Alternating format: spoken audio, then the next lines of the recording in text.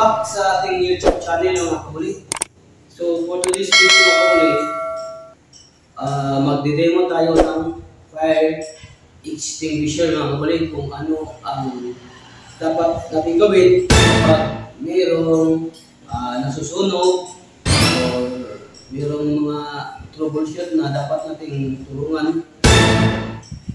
So bago ang lahat mga kabuli, so nandito tayo sa ating kinagabuan. So ayan, nagtatrabaho tayo dito sa LPG, rice gas mga kabuli. So ito yung fire extinguisher natin mga kabuli. So ito yung i-demo natin. Alright mga kabuli, so bago ang lahat, mag-intro muna tayo. Let's go! Yeah, alright! Buliman TV Official! Let's go! So ayan mga kabuli, so i-demo natin mga kabuli kung ano yung TPAS. So ang updated sa fire extinguisher yung TPAS or PAS. So ayun mga kabuli, so unahin natin yung twist the pin. So ito twist the pin. So ayan mga kabuli, ito yung pin. Yan. So ipo-pull natin ito kapag may trouble or may nasusunog o matulungan natin. Like example, ito yung LPG natin sa likod. Pag may nasusunog dyan o mag-leak pa o mag-burn out, so alert tayo mga kabuli. So una natin mga kabuli, number 1, twist the pin. Ayan, ikot mo. Tapos i-pull natin. So ayan, i-pull. Yan. Bira natin mga kabuli. Ato ang birahon. Kini. Alright mga kabuli. So twist the pin. Dayon pull. Mga kabuli. So yun yung una naman mga kabuli. Number 1. Yun yung number 1. Alright. So pusin tayo sa number 2. Much later. Yung nozzle niya. Yung nozzle. Ito. Yan. Aim. So number 1, twist the pin, pull the pin, then kunin natin yung nozzle, tapos aim the nozzle kung saan tayo pass ng pangapuli, yung flame, yung apoy, kung saan yung apoy, doon natin ito ituro. Diyan ba sa kaliwa, kanan, kaliwa. So ayan mga kabuli, aim the nozzle to the fire. Ito yung number 2 natin mga kabuli. Tapos susunod tayo sa number 3. Alright. One eternity later. So yung number 3 mga kabuli, yung number 3 natin, ito yung bali lever niya or handle. Ito yung lever niya or handle. Ayan, ito. I-squeeze natin yan mga kabuli.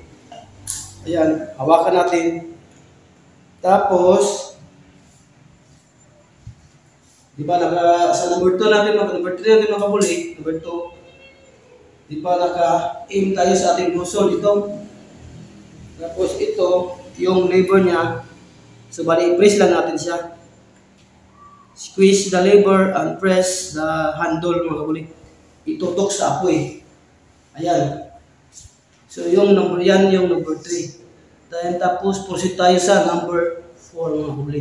A few moments later. Tapos mga kabuli, yung number 5 na tayo. Number 4. Number 5. So bali ito yung pangmuli mga kabuli, pang-4. So pag sinama natin yung TPAS, bali 5 yan mga kabuli. So bali ito lang yung pang-5 or pang-4, panghuli. Alright, so nakatutok na tayo mga kabuli sa nozzle at saka sa lever, handle.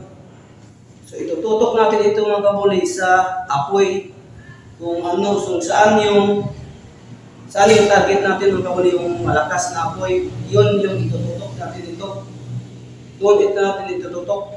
So sweep left to right, right to left mga kabuli, hanggang mamatay yung apoy mga kabuli. Ayan. So number 1 natin mga kabuli, twist the pin, hold the pin, then aim the nozzle, squeeze the handle, press natin to, tapos sweep left to right mga kabuli. Sa baba pa, yan, o sa taas, ganyan mga kabuli. Alright, so mga kabuli. So ayun mga kabuli, so hopefully mayroon kayong natutunan sa ating demo sa TPAS or fire extinguisher na demo natin mga kabuli. So hope nakatulong ito sa inyo mga kabuli. Kung mayroon kayong mga fire extinguisher sa bahay, ganito lang ang gawin nyo mga kabuli.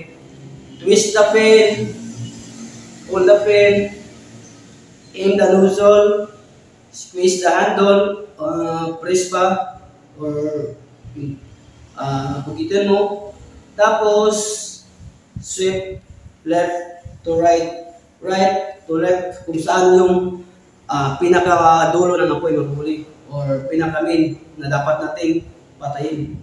Alright mga kabuli, so bago pa lang sa aking YouTube channel, huwag mong kalimutan mag-subscribe sa ating YouTube channel and like and comment para updated kayo sa ating susunod na mga videos.